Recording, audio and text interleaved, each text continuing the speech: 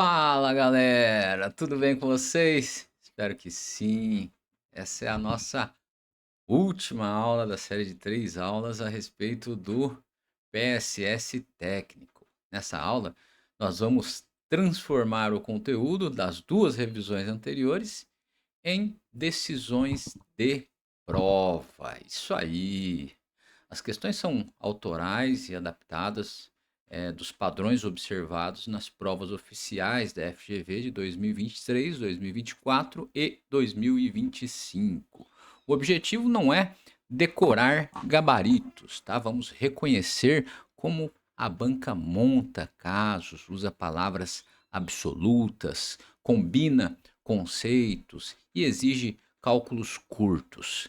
Cada questão aparece primeiro sem resposta e na lâmina seguinte com resolução comentada. A parte final retoma a discursiva de até 20 linhas. A prova prática não faz parte dessa apresentação, tá bom? Provas anteriores, elas são úteis porque elas mostram como que o conhecimento é transformado em questão. A FGV, ela alterna definição, caso, asserção, sequência e cálculo, mas preserva alguns hábitos de construção. E é justamente aí que a gente quer aproveitar, essa lacuna que a gente quer aproveitar. O estudo produtivo não termina em saber a letra correta, obviamente. Depois de cada item, identifique a pista decisiva, explique por que a correta resolve o comando e localize o exagero ou a inadequação das demais, tá bom? O principal padrão é a adequação ao caso. Uma alternativa, ela pode trazer um conceito correto, mas exigir outra causa, ignorar uma restrição ou até mesmo não cumprir o verbo solicitado. Eh, Palavras como apenas, sempre, exclusivamente, dispensar e garantir merecem atenção. Elas não tornam eh, automaticamente a alternativa errada, obviamente, mas frequentemente transformam uma ideia razoável em afirmação excessiva, tá? Eh, Leia o comando antes do texto. Saber se a banca pede a ação mais adequada, a sequência correta ou a avaliação de asserções muda o tipo de informações que você procura. Depois, resuma o problema em uma frase curta. Teste as alternativas uma a uma, sem completar mentalmente o que elas não dizem. Em cálculos, formule antes de substituir valores. A aula ela usa 3 provas paulistas mais comparáveis. A de 2025 atualiza o estilo da objetiva. As de 2024 e 2023 ajudam também na preparação para a discursiva. Faremos 5 questões gerais e 10 específicas. As questões foram reescritas para que o estudante aplique o raciocínio em situação nova. Temos agora a questão 1. Antes de avançar, leia o comando, identifique a palavra decisiva e escolha uma alternativa. Justifique a sua escolha em uma frase, relacionando o conceito ao caso apresentado. Evite decidir apenas porque uma frase parece familiar. A alternativa precisa cumprir o comando inteiro e respeitar todas as informações do enunciado, tá bom? Então a questão 1 é: uma escola técnica decide concentrar o curso apenas em tarefas exigidas pelas empresas locais. Considerando a educação profissional, essa decisão atende integralmente à finalidade da formação técnica, é adequada quando as empresas participam do currículo, é insuficiente, pois a formação integra técnica, ciência, cultura e cidadania, dispensa conhecimentos gerais para ampliar a empregabilidade e torna desnecessária a mediação pedagógica dos professores. Qual das alternativas você acha que é a correta? Vamos lá? Pensem, pausem o vídeo antes de seguir, e aí na sequência a gente traz a resposta. O conceito central dessa questão é a formação humana integral na educação profissional. O curso técnico prepara para o trabalho, mas também articula ciência, tecnologia, cultura e cidadania.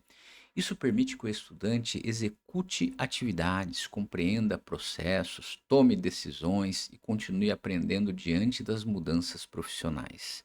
No enunciado, a expressão decisiva é apenas em tarefas exigidas pelas empresas locais. Dialogar com o setor produtivo é importante, obviamente, mas transformar a demanda imediata das empresas na totalidade do currículo reduz a formação a um treinamento de curto prazo. A alternativa C está correta por quê? Porque preserva a relação com o mundo do trabalho sem abandonar a formação geral e o desenvolvimento integral. Ela reconhece que competência profissional envolve conhecimento técnico, compreensão crítica e capacidade de participação social. As alternativas A e B exageram a suficiência das demandas empresariais. A alternativa D elimina conhecimentos gerais como se empregabilidade dependesse somente de tarefas práticas. E não é bem assim. A alternativa E dispensa a mediação do docente, embora seja o professor quem organiza experiências, relaciona teoria e prática e acompanha a aprendizagem. Alerta FGV. Observe palavras absolutas como apenas, integralmente, dispensa e desnecessária. A banca costuma partir de uma ideia parcialmente verdadeira e torná-la errada pelo excesso. Para memorizar, formação técnica não é adestramento para uma vaga específica, é preparação profissional com ciência, cultura, autonomia e cidadania. Temos agora a questão 2. No planejamento, o professor utiliza documentos oficiais para selecionar e organizar conteúdos da disciplina. Esse saber é predominantemente experiencial, curricular, tácito, espontâneo ou operacional?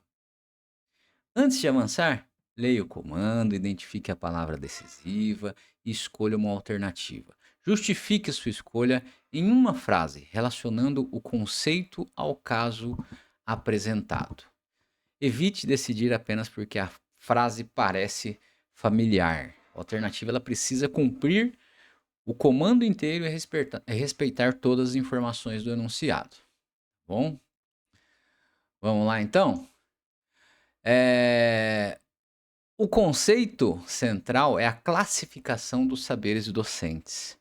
O saber curricular, ele reúne conteúdos, objetivos, sequências e orientações formalizados em currículos, em diretrizes, em planos, em documentos oficiais. Ele ajuda o professor a decidir o que ensinar, em que ordem e em quais finalidades, ou com quais finalidades.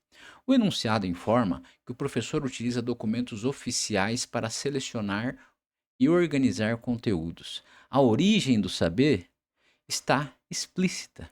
Ele vem do currículo institucionalizado. Por isso, a alternativa B é a correta. O saber experiencial apresentado na alternativa A, ele nasce da prática, nasce da reflexão sobre situações vividas e das soluções construídas ao longo da atuação. O saber tácito é implícito e nem sempre está formalizado. Espontâneo sugere a ausência de sistematização. E operacional se relaciona ao modo de executar os procedimentos, não é a seleção oficial do conteúdo. Tá?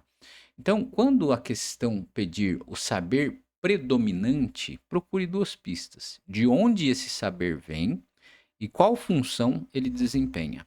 Documento oficial e organização dos conteúdos apontam diretamente para o saber curricular.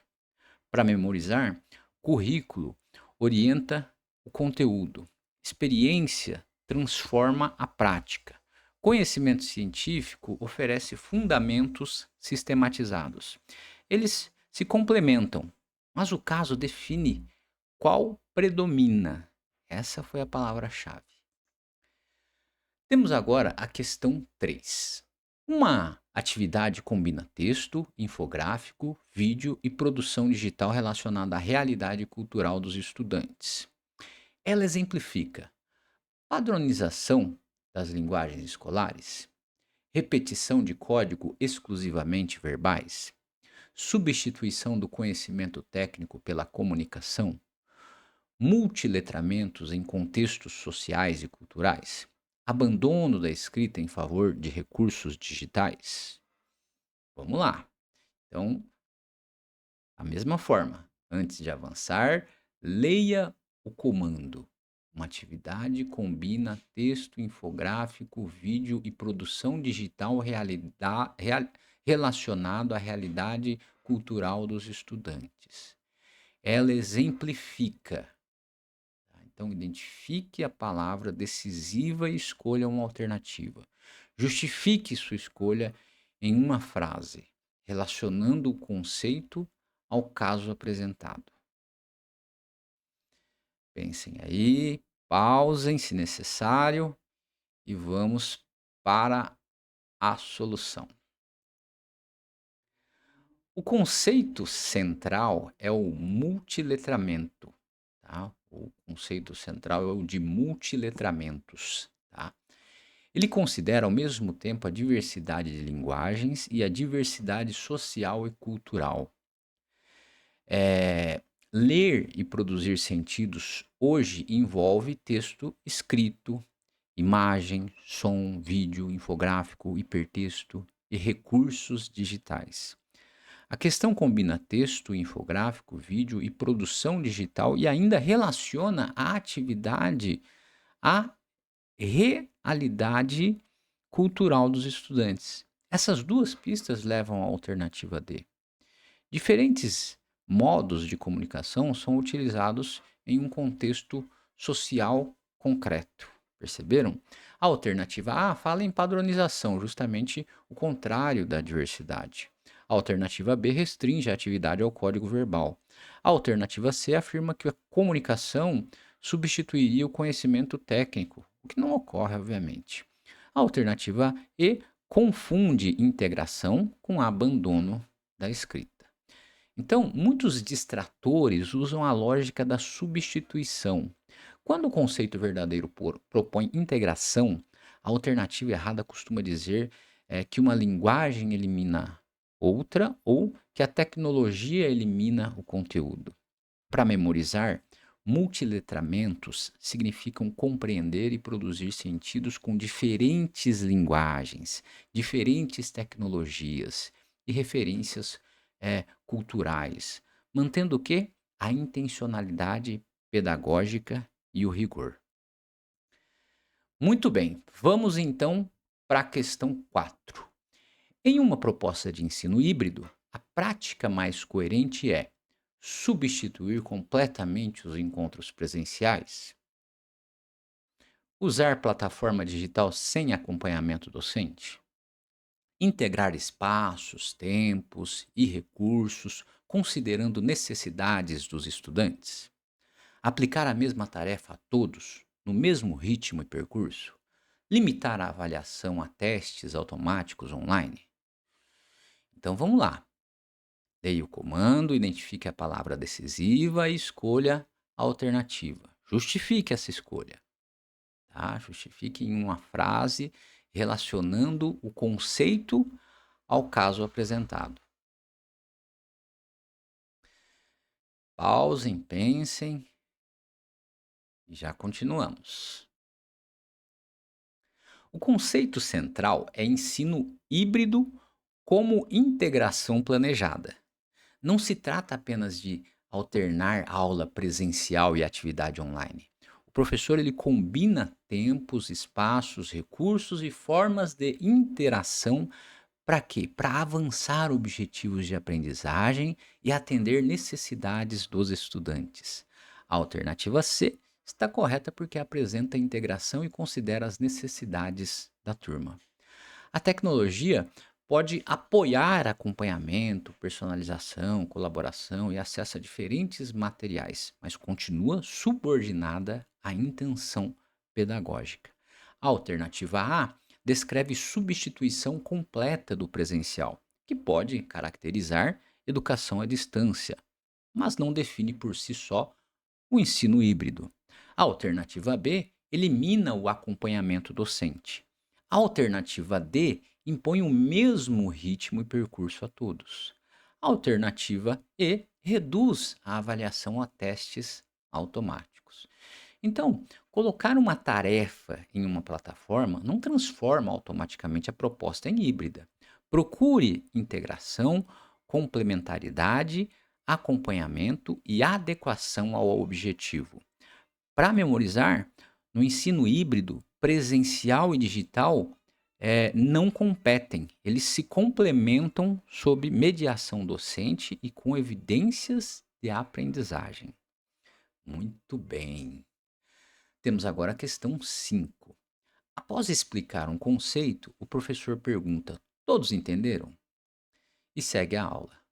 Para obter evidência mais confiável, ele deve aceitar o silêncio como confirmação coletiva, perguntar apenas ao estudante que costuma acertar, solicitar uma resposta observável de todos e verificar padrões de erro, adiar qualquer verificação para a prova final, repetir a explicação sem recolher respostas. Então, leia o comando, identifique a palavra decisiva e escolha a alternativa.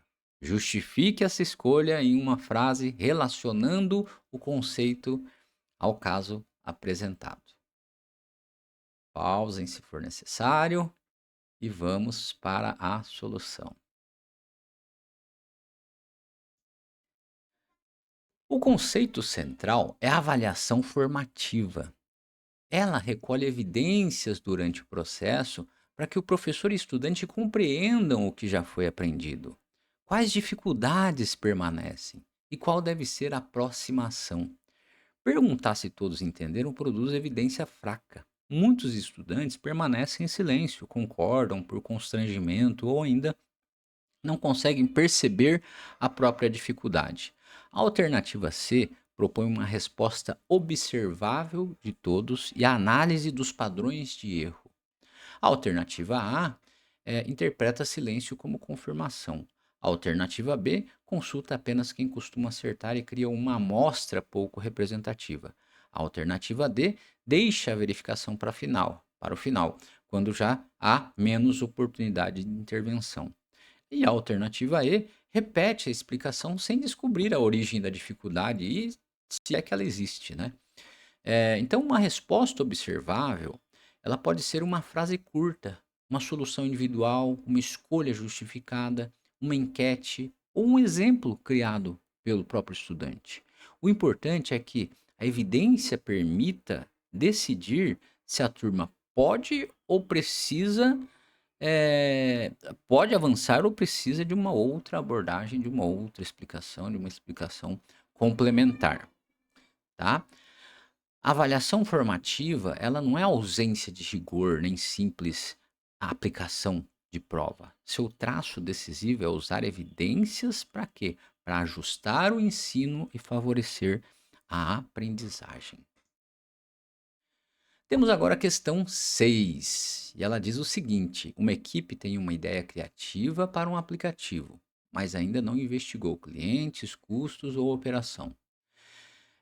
Antes de tratá-la como oportunidade, a equipe deve buscar investimento e ampliar rapidamente a estrutura, registrar a marca e iniciar vendas sem teste, validar problema, demanda, proposta de valor e viabilidade, considerar que toda ideia inovadora gera mercado, eliminar riscos por meio de uma previsão otimista.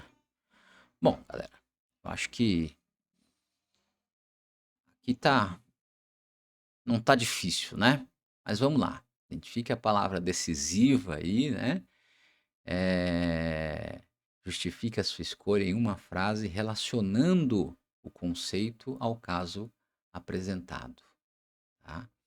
Então, a equipe ela tem uma ideia criativa para um aplicativo, mas ainda não investigou clientes, nem custos ou operação, tá? Tudo isso é importante. tá? A ideia pode ser criativa, ótimo, que bom. Mas há clientes para ela? Ela é criativa sob qual perspectiva? Dos estudantes? Potenciais clientes? Quais são os custos disso? As pessoas estão dispostas a pagar? A operação vale a pena?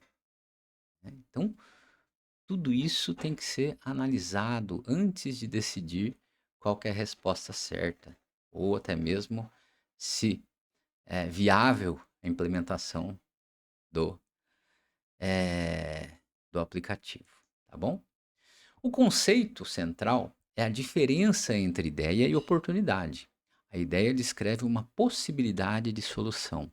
Ela se torna oportunidade quando existem evidências de um problema relevante, um público interessado, uma proposta de valor e condições operacionais e financeiras de execução. No caso, a equipe tem criatividade, mas ainda não investigou clientes, custos ou operação. Portanto, falta validação. A alternativa C está correta porque propõe testar o problema, a demanda, o valor entregue e a viabilidade antes de ampliar o investimento. A alternativa A recomenda escalar sem evidência. A alternativa B protege a marca, mas registro não comprova mercado. A alternativa D afirma que toda ideia inovadora gera demanda, o que é falso. A alternativa E promete eliminar riscos por meio de otimismo. Essa é muito boa, né? Embora empreender envolva administrar incertezas, tá? Eh, então a validação ela pode começar com entrevistas, com observação, com um protótipo, teste de preço, pedido piloto e cálculo preliminar de custos e receitas. O objetivo não é provar que a ideia está certa, mas aprender o suficiente para decidir se deve ser ajustada, abandonada ou ampliada. Entusiasmo, inovação e faturamento projetado não são evidências de viabilidade. Procure alternativas que testem premissas antes de comprometer muitos recursos, tá? Ou seja, se você está indo numa escola, teste com seus amigos, teste com os professores, teste com sua família, teste com sua vizinhança, teste no seu condomínio e a partir daí você expande a sua ideia, tá bom? Aí sim você vai ter uma validação real, de fato, do projeto. Mas não só isso. Não esqueça da análise de operação de custo de receita. Tá? Ok? Para memorizar, primeiro valide problema, cliente, valor e operação. Somente depois pense em escala. Tá bom?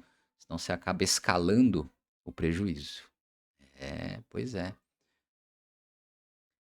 Vamos para a questão 7. Antes de avançar, leia o comando. Né? Então, um gestor envia uma norma por e-mail, mas os erros continuam porque a equipe interpreta de modos diferentes. A ação mais adequada é reenviar a mesma mensagem com maior frequência, atribuir os erros à resistência dos empregados, confirmar compreensão com feedback e exemplos de aplicação, substituir toda a comunicação formal por conversas informais, reduzir a quantidade de informações sem ouvir a equipe, tá? Então, antes de avançar, leia o comando aí, identifique a palavra decisiva e escolha a alternativa que você acha mais adequada.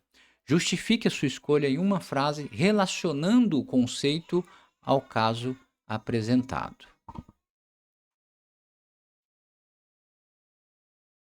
O conceito central é comunicação como construção de significado compartilhado. Então, enviar uma mensagem não garante que ela tenha sido compreendida. O processo envolve emissor, mensagem, canal, receptor, possíveis ruídos e feedback. No caso, a norma foi enviada, mas as interpretações continuam diferentes. A alternativa C está correta por quê? Porque ela fecha o ciclo, ela verifica a compreensão e utiliza exemplos para quê? Para ligar a regra a situações reais de trabalho. A alternativa A repete o mesmo envio e pode repetir o mesmo ruído. A alternativa B culpa os empregados sem investigar clareza, canal ou contexto. A alternativa D elimina o registro formal, embora normas precisem de documentação. A alternativa E reduz a informação, mas continua sem ouvir a equipe. Ok? Então, fica muito claro por que a alternativa C é a mais correta. Tá? O que é feito eventualmente também é não só coletar o feedback, e exigir o entendimento. É utilizar mais de um canal, tá. Então, é muito apropriado, em algumas empresas, a utilização de mais de um canal para a mesma informação, ou formas diferentes para comunicar a mesma coisa, para garantir que a maioria das pessoas entendam. Mas o feedback, sem dúvida, é o melhor caminho, tá bom? Então, uma comunicação adequada, ela pode, combinar um documento escrito, uma reunião breve, exemplos, espaço para perguntas, tá? Confirmação de entendimento e acompanhamento da aplicação. Feedback, não é elogio ou crítica apenas, é informação de retorno sobre o significado recebido, tá? Então, eu quero um feedback do que você achou da minha comunicação. Tá? Você entendeu o que nós comunicamos com essa nova norma? Tá? Essa é a questão. Tá? Então, na FGV, diferencie transmitir informação de comunicar com eficácia. A banca ela costuma apresentar alternativas que reforçam o envio, mas não verificam a compreensão. Para memorizar, comunicação só termina quando o receptor compreende, eh, ou quando ele pode responder e os ruídos são corrigidos, tá bom? Vamos em frente então para a questão 8 agora. Uma empresa compara o resultado mensal com a meta, identifica um desvio e decide ajustar o processo. No PODC, ela exerce principalmente planejamento, organização, direção, controle ou departamentalização.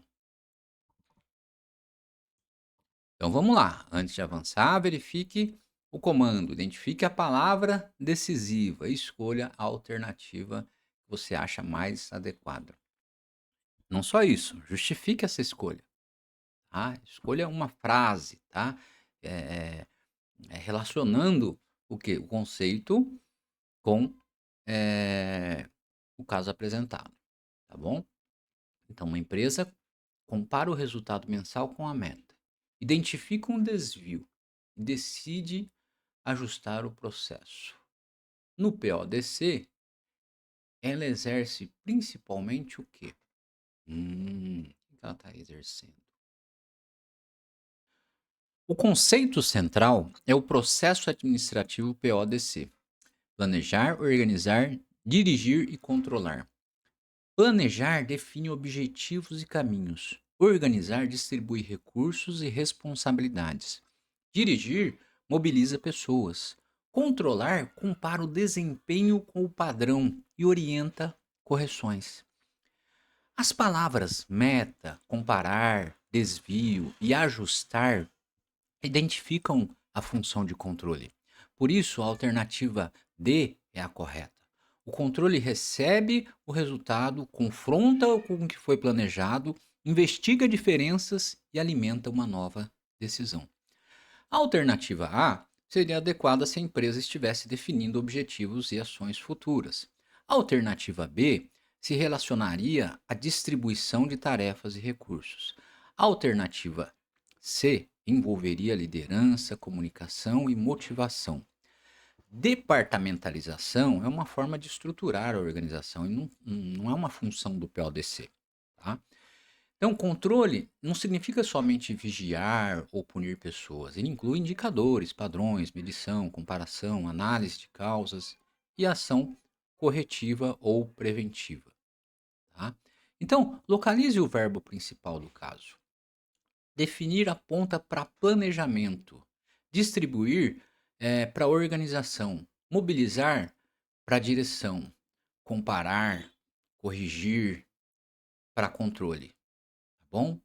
Muito bem. Para memorizar, Controle é a ponte entre o resultado observado e o próximo ajuste do planejamento, ok? Isso aí, vamos lá. Temos agora a questão 9. Uma empresa produz primeiro e depois tenta convencer qualquer consumidor a comprar.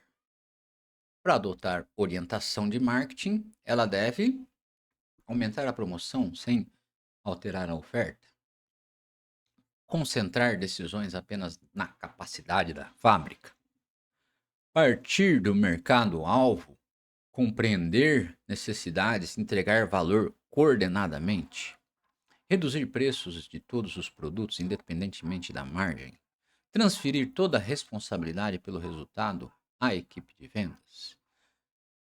Vamos lá então. Leia o comando, identifique a palavra decisiva e escolha a alternativa. Justifique a escolha em uma frase relacionando o conceito ao caso apresentado.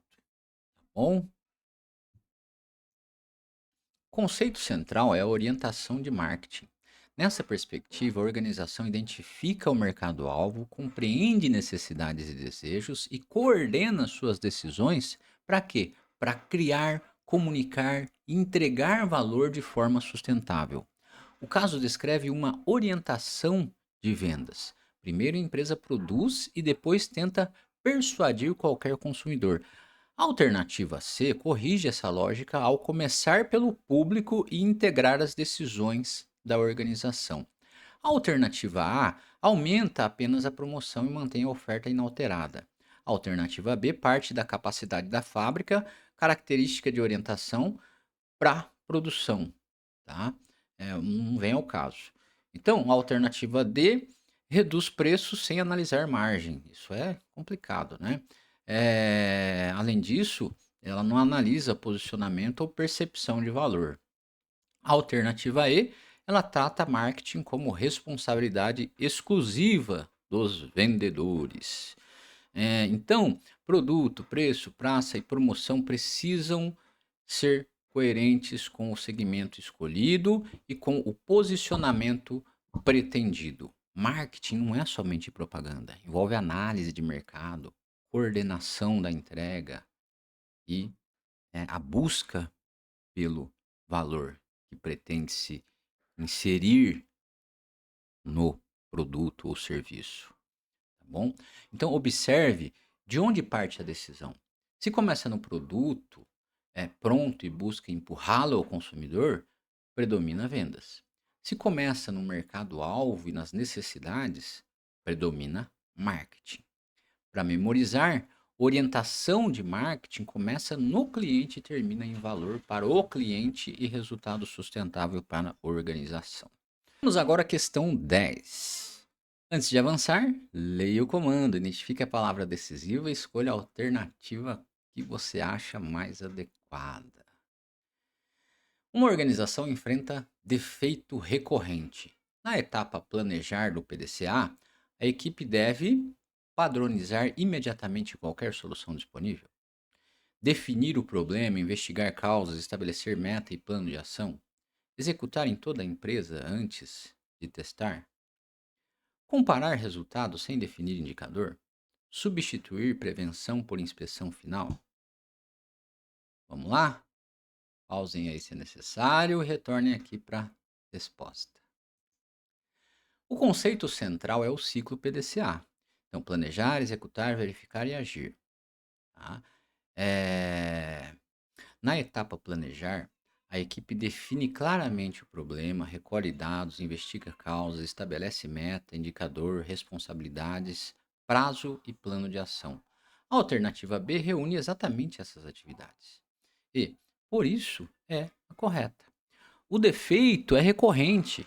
Então, antes de escolher uma solução, a equipe precisa distinguir causa de sintoma e definir como avaliará a mudança. A alternativa A tenta padronizar imediatamente atividade associada à etapa agir quando a solução já foi testada e aprovada.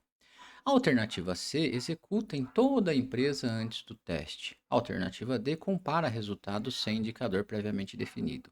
A alternativa E reduz qualidade à inspeção final e não atua preventivamente sobre a causa. Depois do planejamento, a etapa executar coloca o plano em prática, preferencialmente de forma controlada. Verificar, comparar os resultados com a meta, tudo isso faz parte. Agir, padroniza o que funcionou ou reinicia o ciclo com ajustes. Tá? Então, a banca frequentemente ela mistura atividades corretas em etapas erradas. Pergunte qual momento do ciclo aquela ação deve ocorrer. Para memorizar, PDCA não começa pela solução pronta, começa por problema, causa, meta e critério de verificação. Tá bom? Vamos lá agora. Questão 11. Um capital de R$ 2.000 é aplicado a juros simples de 2 ao mês por 3 meses. O montante é. Lembrem-se que quando a gente fala de juros simples, a gente pode somar.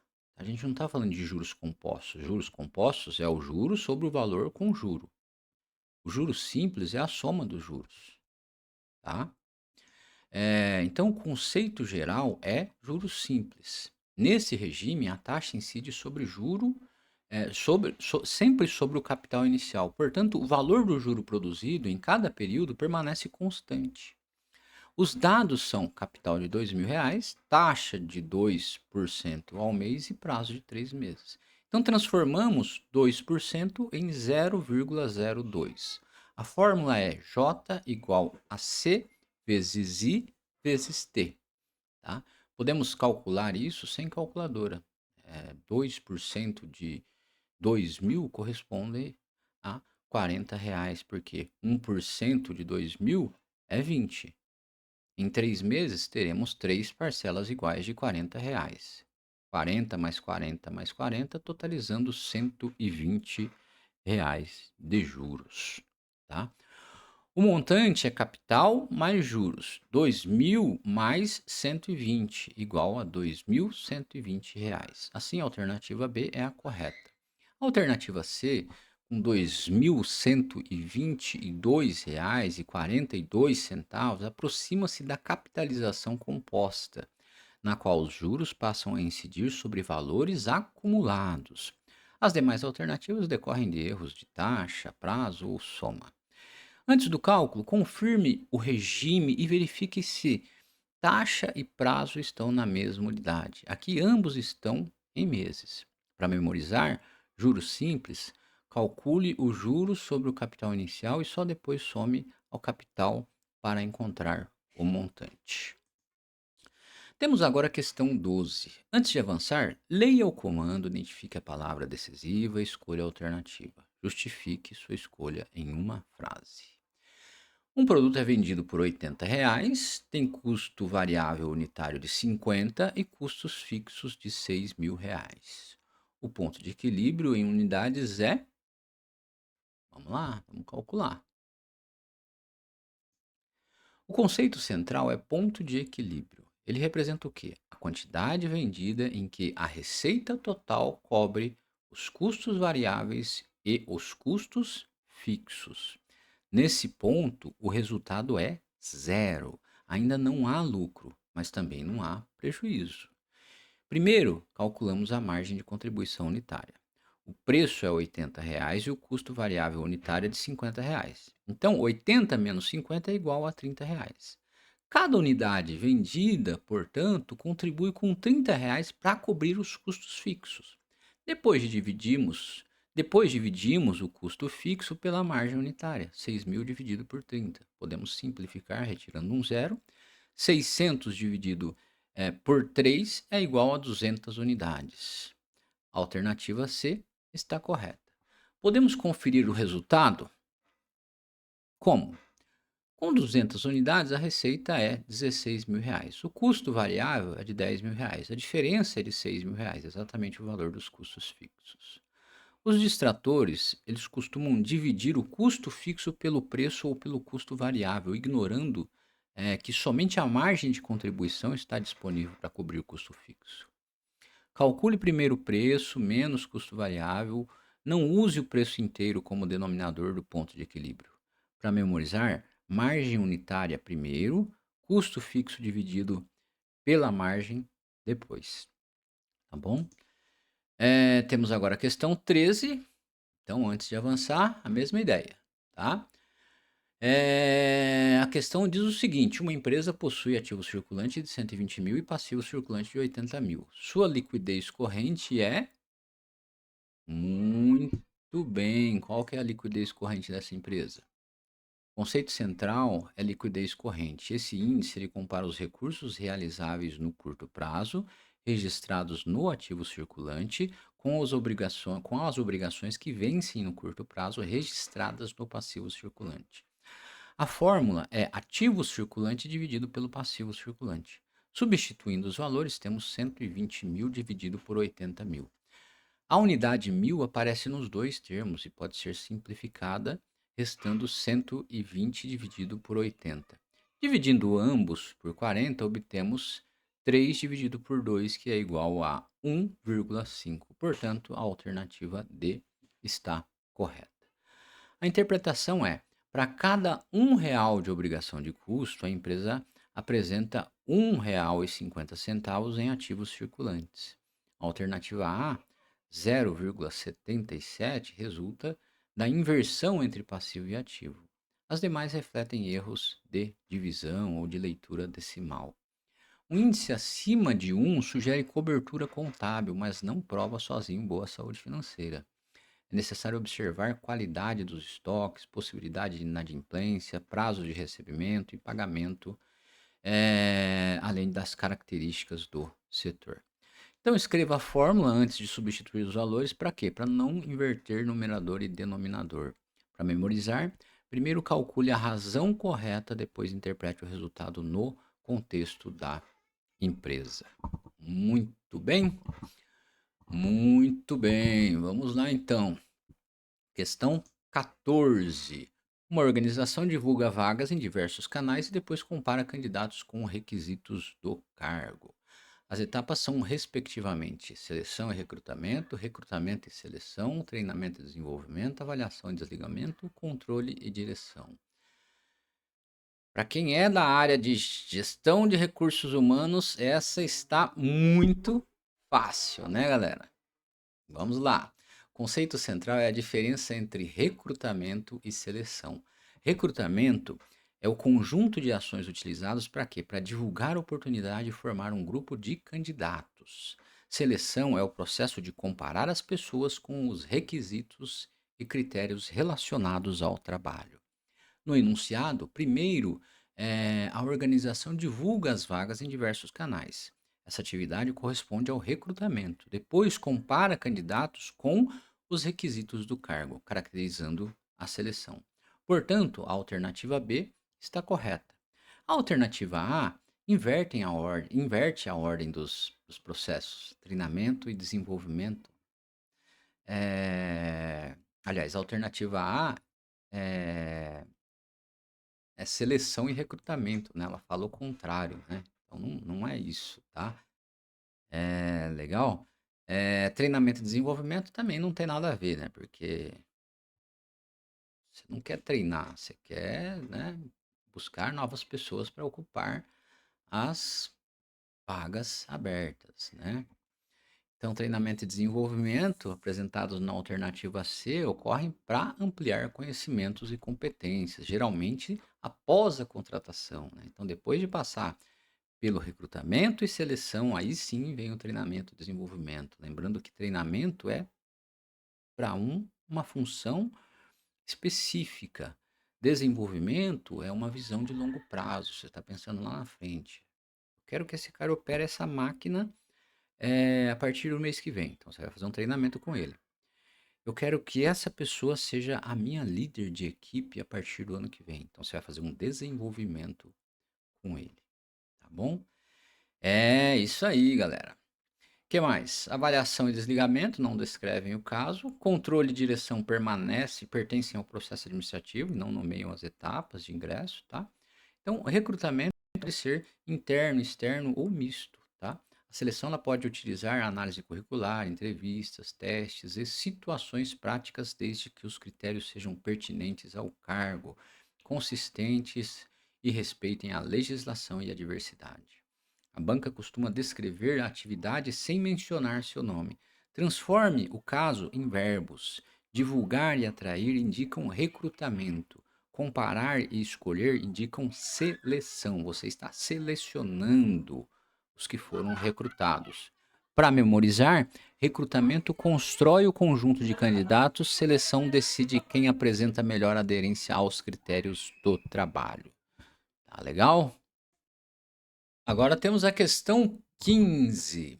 Um fornecedor oferece grande desconto apenas para um lote elevado, mas o comprador teme excesso de estoque. A decisão mais adequada é aceitar o lote, porque o menor preço sempre aumenta o lucro, recusar qualquer negociação e eliminar o risco, negociar volumes ou piloto, considerando demanda, custo total e revisão do acordo. Comprar e intensificar propaganda sem calcular margem. Transferir o risco integralmente ao setor de vendas. Aqui está muito clara a resposta correta, né, pessoal? Então, eu acho que a pessoa ela deve ser, a empresa, o empresário, ele deve ser prudente na escolha, tá? Então, obviamente ele deve negociar volumes ou um piloto, tá? Considerando a demanda que ele tem no momento e posteriormente aumentar a demanda, né? Aumentar a compra, né? Não precisa se desesperar e correr o risco de não conseguir vender ou ficar com estoque obsolescente, né? Beleza? Vamos lá então. Então, o conceito central é negociação orientada por interesses e pelo custo total da decisão, né? A gente não pode levar em consideração só um lado, tá? Então, posições são aquilo que cada lado declara querer. Interesses explicam por que cada lado deseja determinado resultado e permitem o quê? Construir alternativas de ganho mútuo. O fornecedor quer vender um lote elevado, provavelmente para ganhar escala e previsibilidade. O comprador quer desconto, mas precisa limitar o risco de estoque. A alternativa C está correta por quê? Porque propõe negociar volume ou piloto, considerando demanda, custo total e possibilidade de revisão. A alternativa A afirma que o menor preço sempre aumenta o lucro e ignora armazenagem, capital imobilizado, perdas e obsolescência. A alternativa B elimina qualquer negociação e também elimina oportunidades. A alternativa D tenta corrigir o excesso de estoque com propaganda, sem calcular margem ou demanda. A alternativa E apenas transfere o problema ao setor de vendas. Tá? Então, uma solução possível, ela combina pedidos progressivos, desconto por faixas, lote piloto, reposição, tá? Tudo conforme for ocorrendo o giro, né? Então, você vai fazendo revisões periódicas desse acordo inicial. Critérios, indicadores reduzem conflito, por quê? Porque permitem ajustar a decisão com base em evidências. Preço unitário menor não significa automaticamente custo total menor, tá? Então, analise a demanda, analise o estoque, caixa, risco e flexibilidade do acordo. Uma boa negociação, ela não escolhe entre aceitar tudo ou recusar tudo. Ela redesenha condições para atender interesses e negociar, limitar riscos, né? Por isso que chama negociação. Você vai negociar, tá certo? Muito bem. As provas de 2023 e 2024, elas mostram discursivas contextualizadas, tá? Em 2023, o tema relacionou educação profissional, juventude e mundo do trabalho. Em 2024, o caso envolveu empreendedorismo e plano de negócios. O padrão útil é a aplicação, compreender o texto, cumprir subitens e propor ações coerentes. Uma introdução longa sobre a importância da educação consome linhas sem entregar comando, tá? Então fique atento a isso. Agora chegamos à prática final da discursiva. O caso apresenta um discurso técnico em que os estudantes conhecem definições, mas ainda tem dificuldades para aplicar os conceitos em projetos. As empresas parceiras também apontam problemas de comunicação, autonomia e análise de dados. Aqui você precisa explicar duas estratégias docentes que integrem a formação técnica, os projetos e a realidade profissional. Além disso, precisa indicar como vai acompanhar a aprendizagem, a participação dos estudantes e a qualidade dos resultados. Antes de escrever, destaque os verbos explicar e indicar. Sua resposta ela precisa apresentar duas estratégias: justificar porque elas ajudam a enfrentar o problema e mostrar quais evidências ou indicadores serão usados para acompanhar os resultados. Antes de redigir, converta o comando em checklist. Se há dois verbos e duas ações, o rascunho precisa reservar espaço para cada entrega. O desenvolvimento ele deve mostrar causalidade. A estratégia é adequada por quê?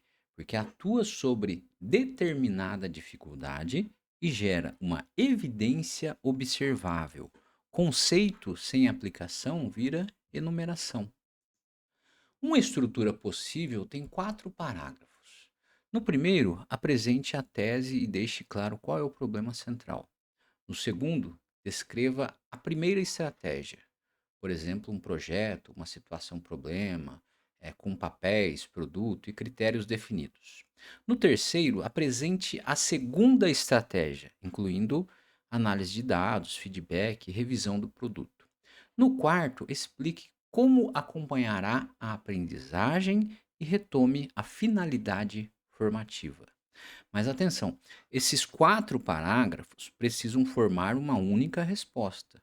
Use conectores e mantenha o mesmo problema como fio condutor do início ao fim.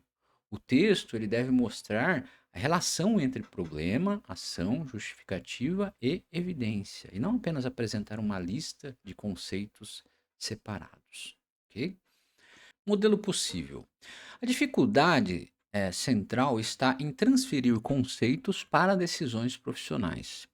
Para enfrentá-la, o professor pode organizar um projeto baseado em problema real, com produto, papéis e critérios definidos, articulando conhecimentos técnicos e colaboração. Durante o processo, os estudantes analisam dados, justificam escolhas, recebem feedback e revisam a solução. O acompanhamento usa rubrica, registros de participação, qualidade do produto e capacidade de explicar as decisões. Assim, a mediação docente desenvolve autonomia sem abandonar objetivos e critérios. Observe que o texto apresenta uma tese, descreve a ação do estudante, preserva a mediação docente e define evidências. Não basta escrever que será utilizada uma metodologia ativa. Entenderam? É isso aí. É, Bom, a prova ela tem duração total de 3 horas. Para o eixo gestão e negócios, você terá 30 questões objetivas e uma questão discursiva para resolver nesse período. Por isso, a estratégia de tempo precisa ser pensada antes do dia da prova.